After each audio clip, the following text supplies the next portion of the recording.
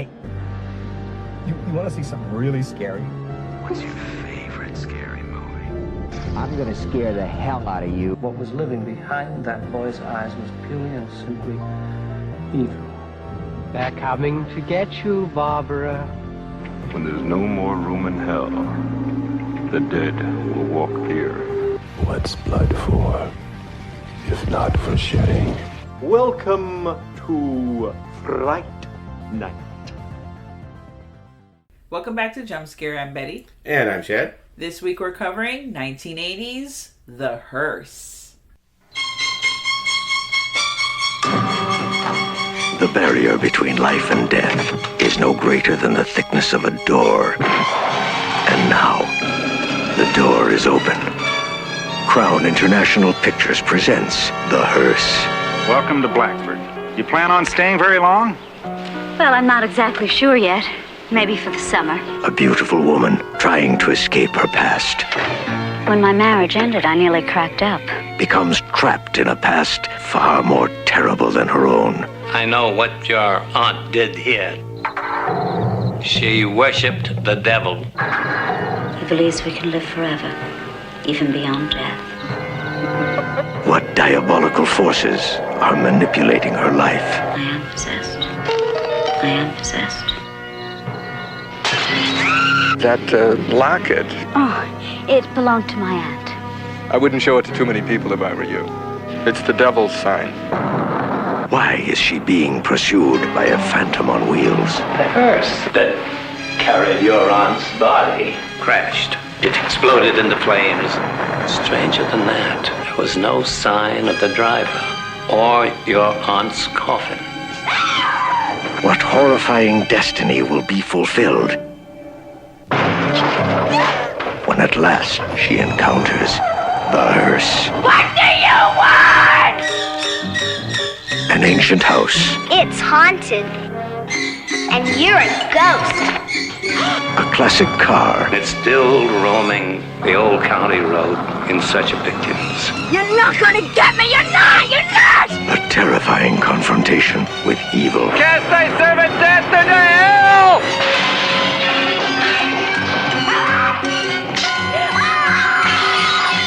Trish Vanderveer. Joseph Cotton. Anybody there? The Hearse. A classic experience in fright.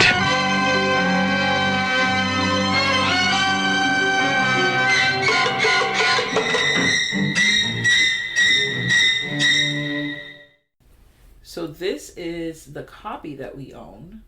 Yeah, we actually won it in a contest. We sure did. And it's our second movie in a row from Vinegar Syndrome. Which contest was that? Was that the one where I answered the question correctly? I don't remember. About Danny Boyle's film? It might have been, yeah. It was a great get. We were very excited. The film stars Trish Vanderveer as Jane Hardy. And, now this is where it gets wild.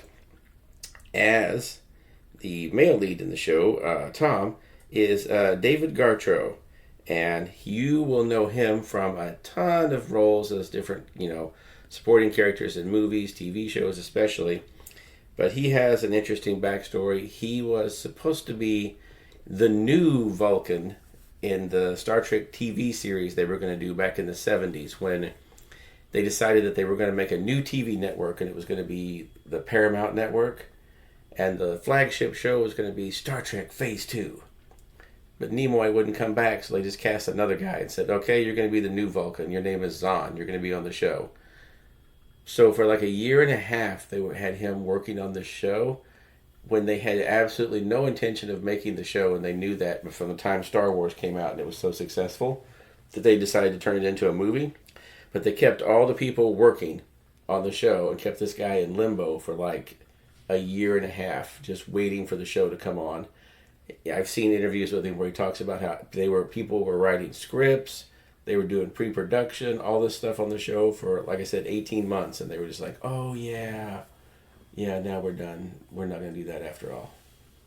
You can imagine how annoying that was. Yeah, I can. And I have to say, I love the interview with this guy on the disc because he is the actor's actor. He has still got his script with all the notes from this movie. He's taken it out and like, oh, here's my script and my copy of the notes and all this. And he's explaining all his motivations for the character and everything. This is the guy who, if he never became famous, he would still be acting at community theater, doing all that. And you also have in this movie Joseph Cotten. Yes, that Joseph Cotten that was in The Third Man, Citizen Kane, all that. So this guy has, they were all pretty impressed that he was willing to do this movie. Yeah, because you're like, oh, okay. You've been in what's considered to be the greatest movie of all time, and now you're in The Hearse. No. Also, this marks the first movie for Christopher McDonald, you know, that played the bad guy and everything in the 90s and all the Adam Sandler movies. He's in this playing just one of the young teens that's just out to cause trouble, even though he's 25. Yeah, and it's one of those towns, it's like Salem's Lot, where there's like 20 people that live in the town. Yeah. Now, this was directed by George Bowers, and he's primarily known as an editor, and some of the movies he edited were The Good Son, Sleeping with the Enemy, A League of Their Own, The Stepfather, and Buckaroo Banzai. So, he is a little bit of everything. He's way more famous as being an editor than he is a director. And the writer of this is where I'm going to get real crazy and nerdy here. You don't even know about this one. The writer's name is William Blech, and he wrote for Poltergeist: The Legacy.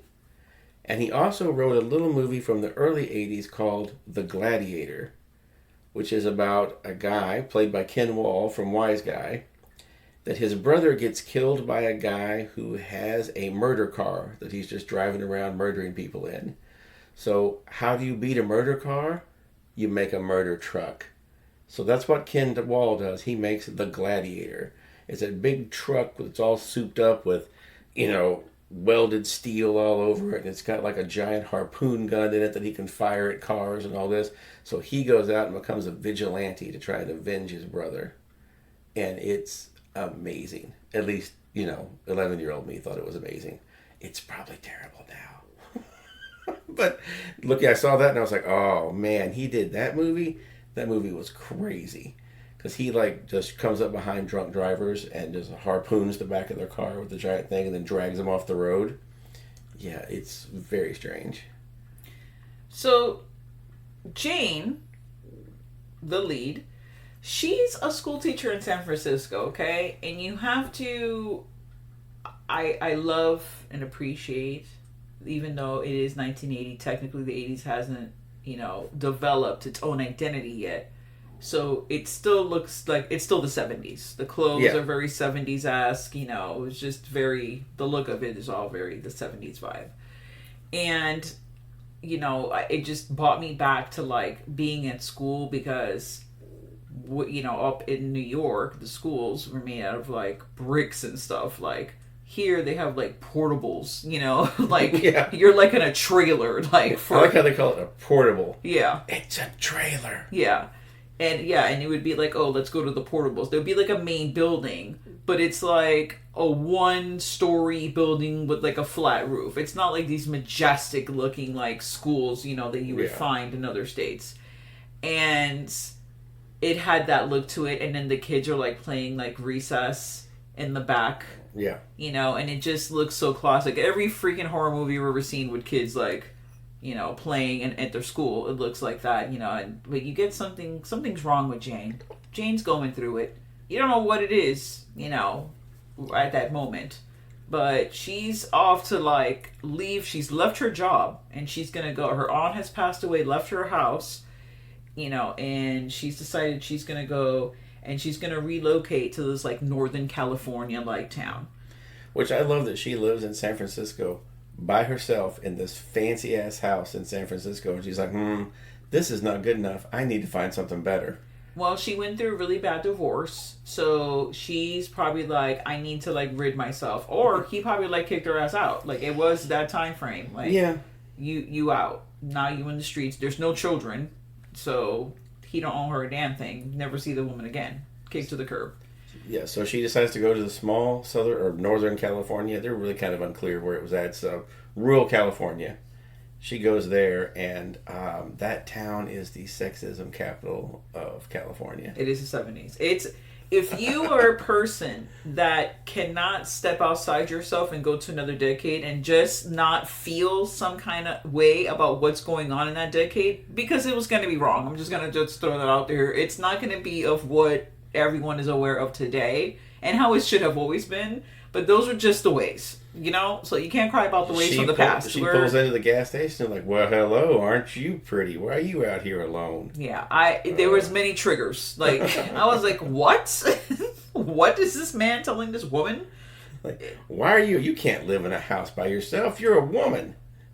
Yeah, who's gonna open the door for you when you need to go to the next room? You could barely lift your arm. Yeah, you don't have the strength for that.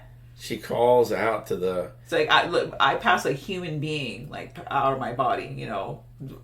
I think I can handle it. You know, I think I got this. Like, a woman is like, boom, that's what she's going to do, you know, if it's going to happen.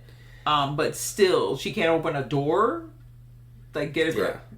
But I love that she hasn't even made it into the town yet when the Hearse appears and starts fucking with her immediately. Just... before she's even all the way in the town, the Hearse shows up and tries to run her off the road. I'm going to tell you, it's going to be like the last episode of Buffy. There was the line, okay? Once you passed that line, you were the fucking hellbound, okay? Yeah, you're out. One toe over the line, you're fucked. Yeah. Step the toe back to the other part of the line, and you're going to be fine. Once she crossed that threshold...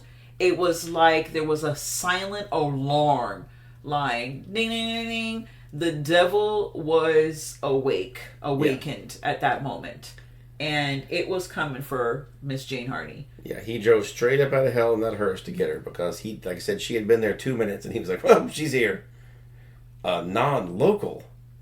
Yeah. Oh, yeah. That was the other thing. Oh, we can't trust you.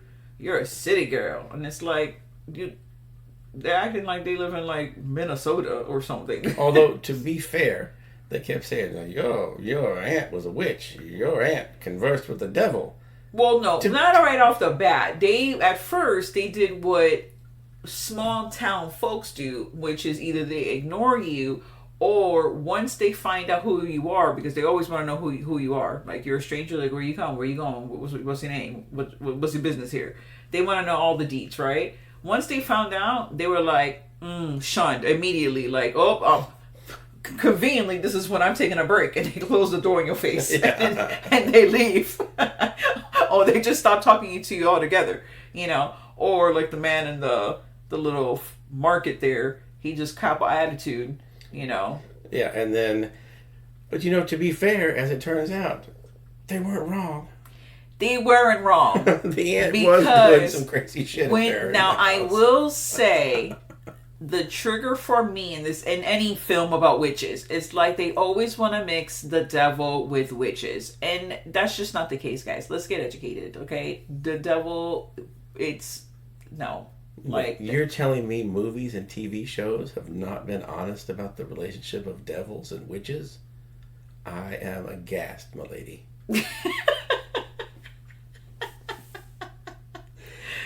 Wow. So, saying that, and if you know, you know, and if you don't know, that's what Google's for. Just Google it. But here we are, another, it's a witch, and they're conjuring the devil in her house, you know, okay. She had nothing better else to do. But yes, so that was the deal with the aunt. And, you know, obviously... the other thing, and this is where, not that I'm going to get like real, like, okay, let's have a deep moment right now about this film. But in actuality, what the town was really afraid of was a educated woman that knew how to do for herself, because she was like, I know how to do repairs.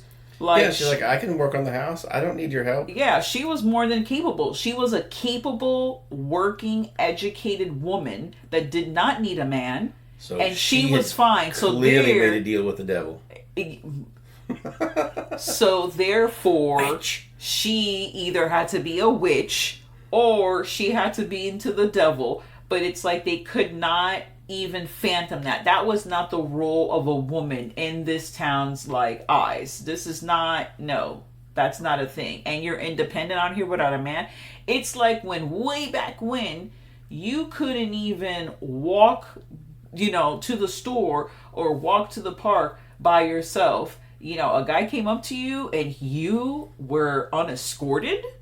You didn't have someone like an older woman to like be walking with you and escorting you everywhere. You can't just have some guy. What's this guy about? What's he doing? What was his name? Was it, you know? It was so many questions. It was like, oh, that girl's walking with that man. She's a slut. She is a whore, and there's something wrong with her. And the whole community is gonna find out as soon as she walks into the store. Everyone knew. Mind you, she just left the house like 5 minutes ago, but the whole town already knows. And she had only been in the house one night, and the creepy stuff was already happening. Instantaneously. Like, pictures are moving around, things that she laid by the bedside or not by the bedside.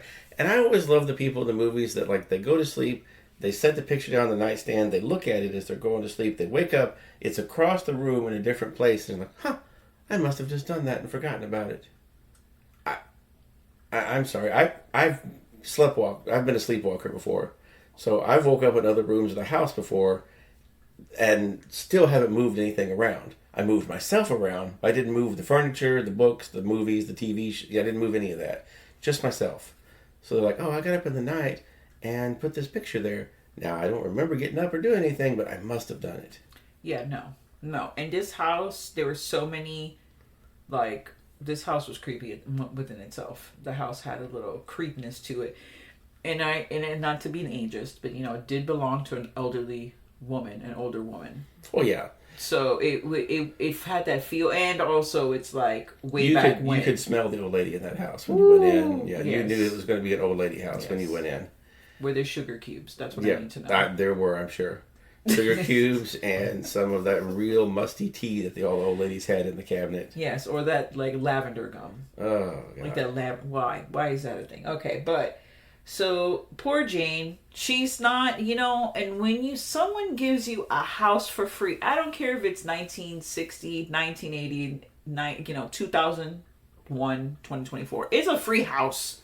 Thank you for the free house. Now I have somewhere to live. I don't have to worry about rent. Yeah, I got to worry about, like, this shit breaks, whatever.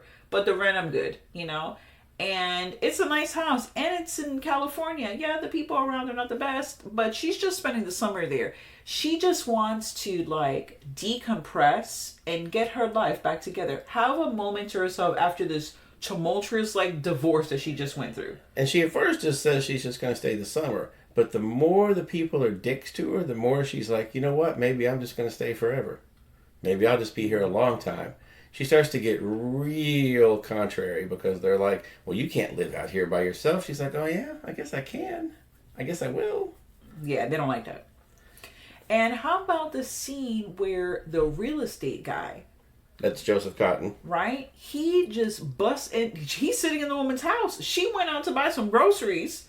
And there he is sitting in the house. This is the second time because he did it the first time. Wasn't already there when she arrived? No, he let her in the first time. He let her in the first. Oh, he yes, was real mad he gave her the tour because he had to meet her the first time. Oh, yes. At the gas station through the whole thing. Yes, that's correct. He's like, it's 11 o'clock at night. Decent people should be at home in bed.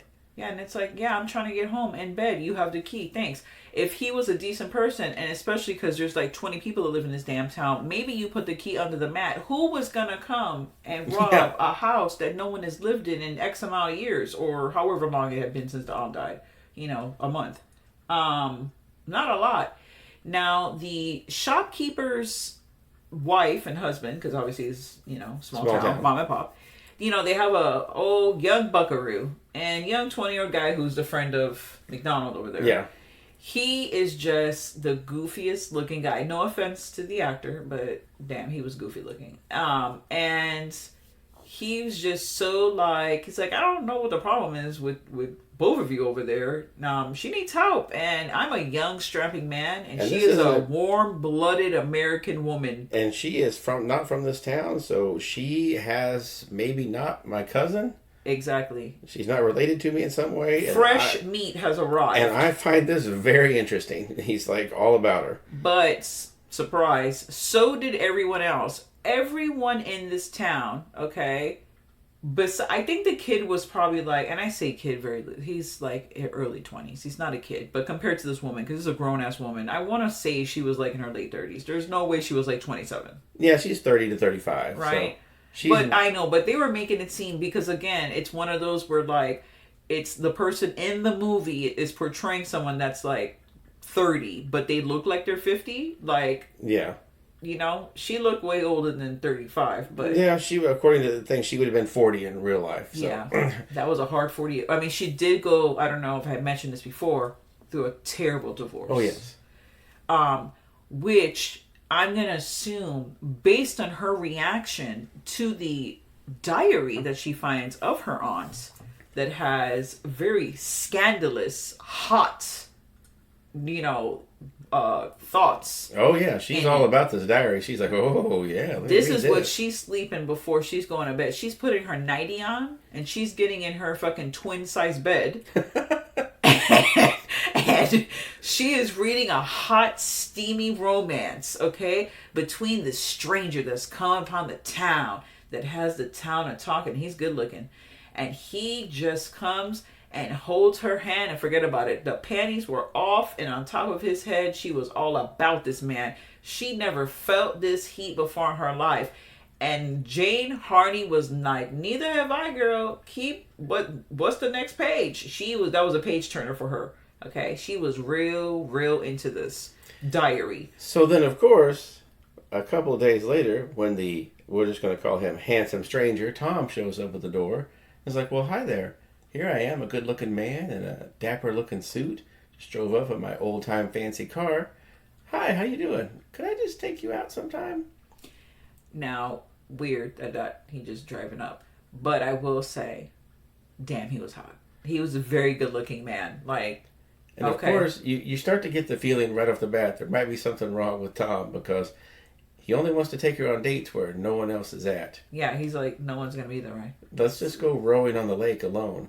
Oh, there's someone here at your house? I should immediately get the hell out of here before anyone sees me. Because, I wonder why that could be. Mysterious stranger driving a black car in the middle of the night? Yeah. Now, you wouldn't put 2 to 2 together. Here comes from a massive spoiler alert. 30 years in the making. 40 actually. Over 44 years in the making. Yeah. One guy that's driving the hearse, he has very particular look. I'm going to go ahead and call that look crazed chauffeur. Crazed chauffeur that... From the 1940s. Crazed 40s chauffeur that looks like Mario from Super Mario Brothers. Yeah. Yes, this is what he resembled. And he's wearing the old-time chauffeur's uniform and hat and everything. Yeah, and he's like bug-eyed. He looked real crazy, okay? And Tom looks nothing like that. This other guy was the Beast. Excuse me. He's the Beast, and Tom was the Beauty. And like I said, he shows up also, not driving the hearse, but he just has another old-timey... Yeah, he has a black car, wink. Yeah, he just has a mysterious black car that's about the same size as the hearse. Isn't that convenient? And, he wines and dines her. He's very proper, at first. And then, he gets real scandalous. But what I mean real scandalous for, like, the times. But it's, like, old-timey scandalous, I feel like. It wasn't, like, too much at first. And all the while, she has the young kid, like, doing her chores and coming over. Now he's the handyman. There's many I feel like there's, like... 2 or 3 montages of like them like bringing the house back up to like shape. They're like repairing the house. She's like waving and bringing him fucking iced tea, and he's like working hard with his shirt off, and it's all whatever. But of course, like in all things, this is a woman that's unspoken for. She's out here. She's welcoming the guys. Even though obviously he's working the whole time. And she's paying him. He's there, and he's getting some kind of feelings, whether they're just in the pants or they're in the pants and then also like he's genuinely liking her. I feel like it's a little bit of both. because he does get real hurt later when he sees Tom, and he's like, yeah, I can't compete with that. That's a real man, and I'm not a real man. Yeah, but I was here first. It could have been a pissing contest. I called dibs. For real. Big time. Big time. But like I said, I think his main thing was just she was the new woman in town that was like, oh, I haven't known you my whole life. I didn't come from the same kindergarten as you. You're different and exciting. And yeah, I can see where that would be exciting if you were in the same town of 20 people and number 21 moves in. You're like, oh, hello. Now, I don't know if it's telling that you come to find out the aunt. Now, is the aunt haunting the house? Because I feel like... a little bit, yes. If the aunt is... Yes, because we do see her now and again. But what upsets me is like the aunt's end. When she decides not to go through the last rite of her devil worshipping fucking because you pact. find out in the book that like her handsome stranger that she was meeting was like wanting her to make a pact with the devil, and they were going to do this thing and they would be immortal forever. And then she backs out at the very last minute and just leaves him high and dry. And then you maybe get the feeling that because she backed out at the last minute, she didn't become immortal, but she didn't get to go straight to heaven either. She was kind of like in purgatory or whatever, stuck there in the house. She was stuck in a fucking house. Yeah. Wearing the same damn dress and the same hair up in a bun every fucking day. Yep. And then, of course, you know, it doesn't take long to figure out that Tom is the same guy that was romancing her aunt, because she finally looks up Tom's house and goes and finds it, and it's been abandoned for 40 years or more. And, you know, his grave is out back. That's a bad sign when you find the person's grave. The guy you've been sleeping with, you never want to find their grave out back of the house. It was like, that was not a dead dick at all. That dick was real alive, and I just don't understand. Yeah.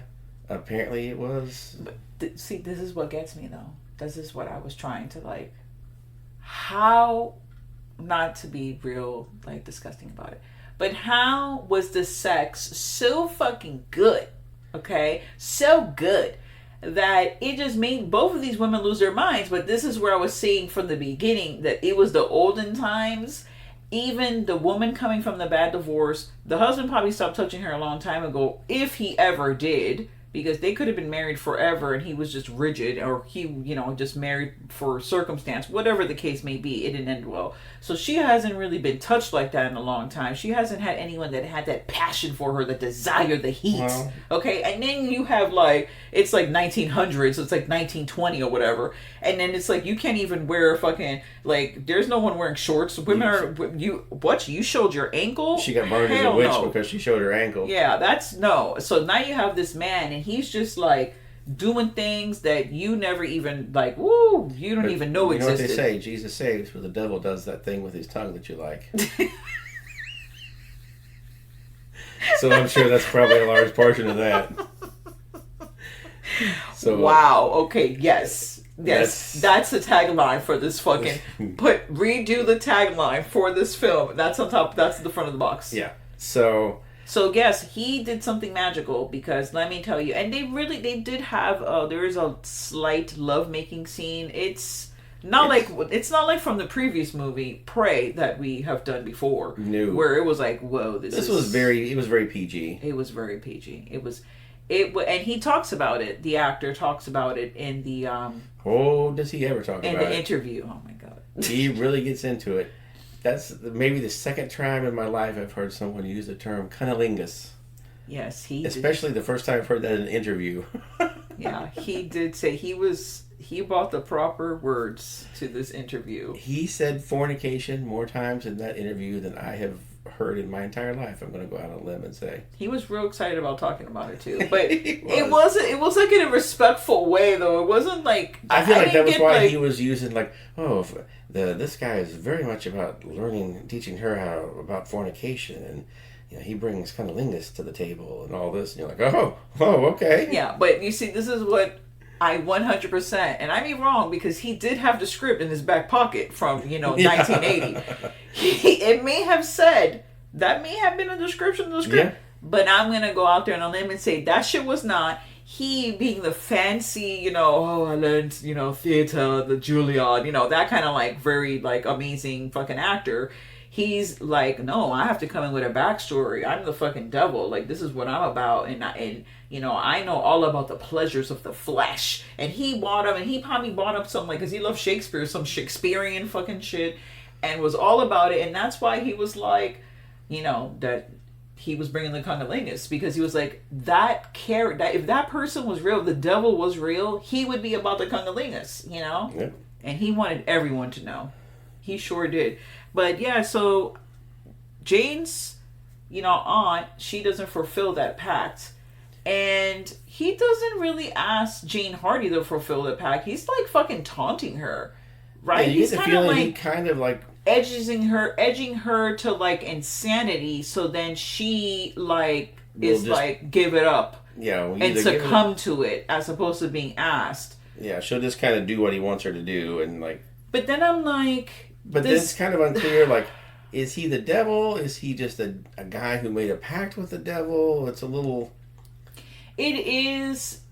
They're devil worshippers. I keep saying he's the devil because he's exactly what you think the devil would be. He was very charming. He was, you know, very proper. He knew how to get what he wanted. He's like a tall, dark, handsome man. Yes. That knew how to manipulate people. You're like, okay, yeah, that guy could be the devil. Yeah, he could have been the devil for sure. That's how I took it. Or he could have just been one of the devil worshippers that, you know, made the pact with Satan, and, you know. Because he has been around now for all this time, but like he didn't want other people to see him. So you got the idea. He had to kind of hide out from the rest of the town. So maybe he was hoping she would, you know, succumb, make this pact with the devil, and then she would be immortal along with him. They could start their own little coven out there in the middle of the woods. You know, I know it's not really the thing, but yeah. So that was the thing that was kind of bothered me. It was really not too clear on it. This movie reminded me. That was a theatrical movie, but it very much had the feeling of like a late 70s TV movie. It feel like the kind of thing that was made for like for sure. CBS or something, for like, oh, this is going to be the late night Saturday movie or something like that.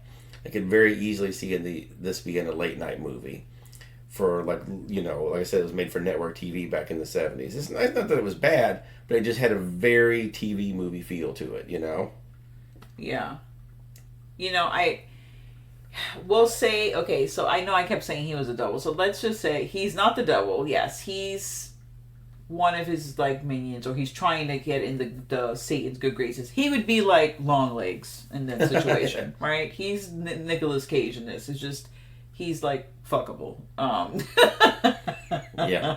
Woo! Nicolas Cage in Longlegs was not. Like, he could, like, Tom could be like, let me in now, you know. And people just unlock the door and let him in. They unlock the door. Nicolas Cage singing the song with the white cakey face and the fucking, like, overproduced, like, lips. You locking the door. You buying more locks for the door, like, on Amazon immediately. Like, same day shipping. Like, we need that right now. So, he does... I feel like he does fall for Jane in some degree. Like, he's really into her, you know? But also, you know, he wants to live forever. Now, there is like what you think is a dream sequence, because she wakes up in the middle of the ordeal where she like drives over to the church to ask for help from the reverend that has come to the house.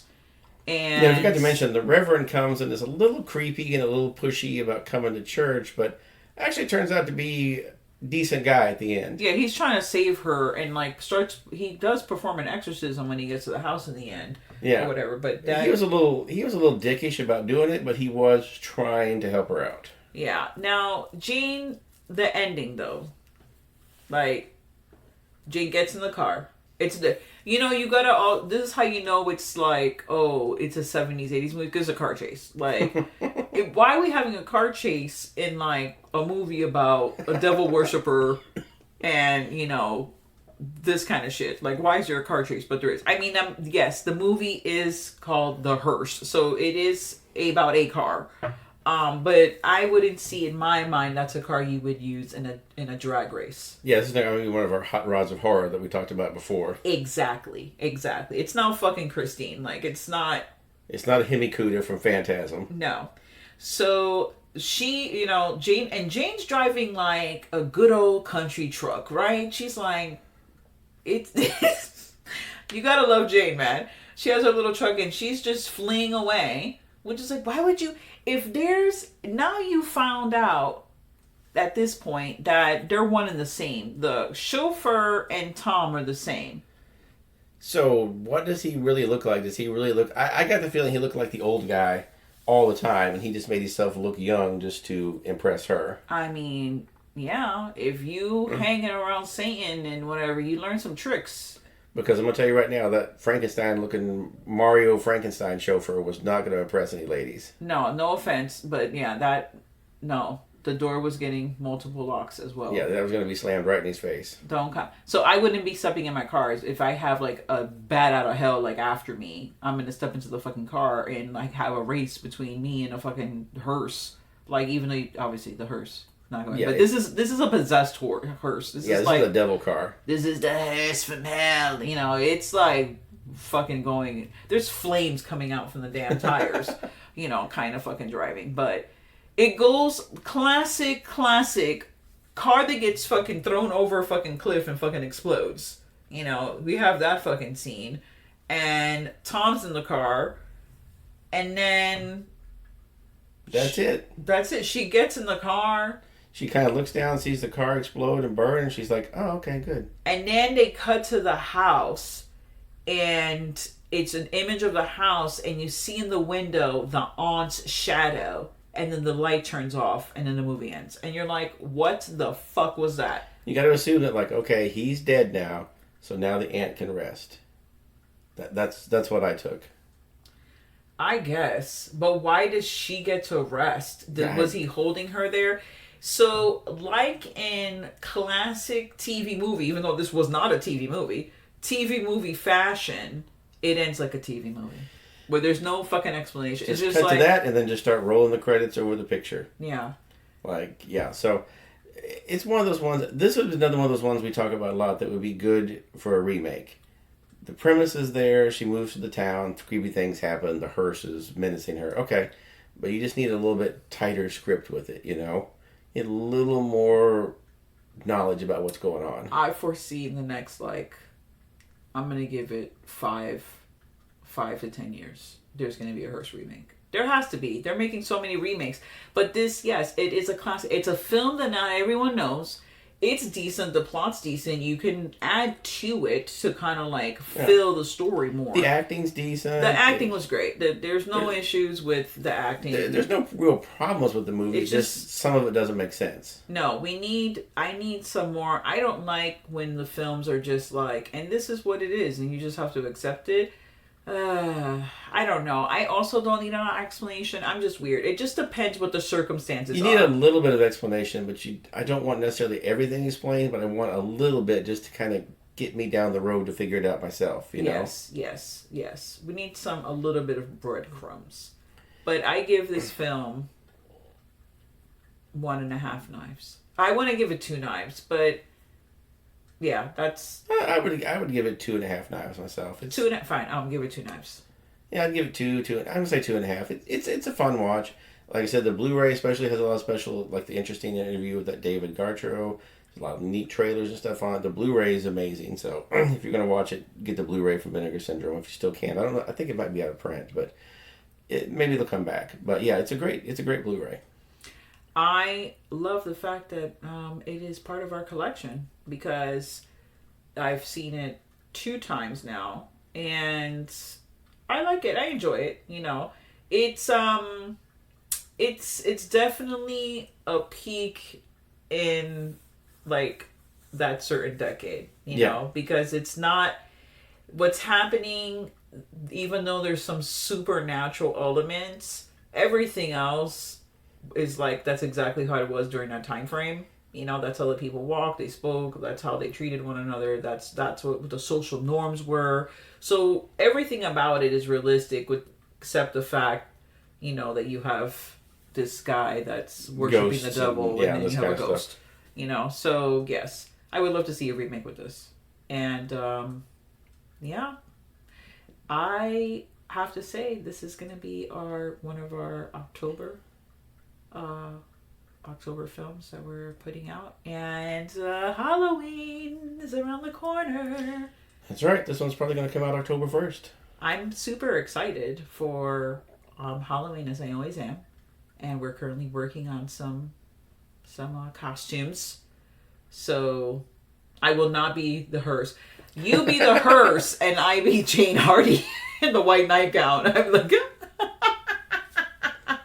we'll just put one of those like cardboard. We'll just paint a hearse on you and just have you vroom with the flames coming out the back. That'd be even better. You know, we'll have like little air blowers and I'll have like yellow and red like fucking streamers coming out, so it looks very flamey. That's what we'll do. Well, thank you so much for joining us on another episode of Jump Scare, the horror podcast. Stay tuned to the horror. And now, folks, it's time to say goodnight. We sincerely appreciate your patronage and hope we've succeeded in bringing you an enjoyable evening of entertainment. Please drive home carefully and come back again soon. Good night.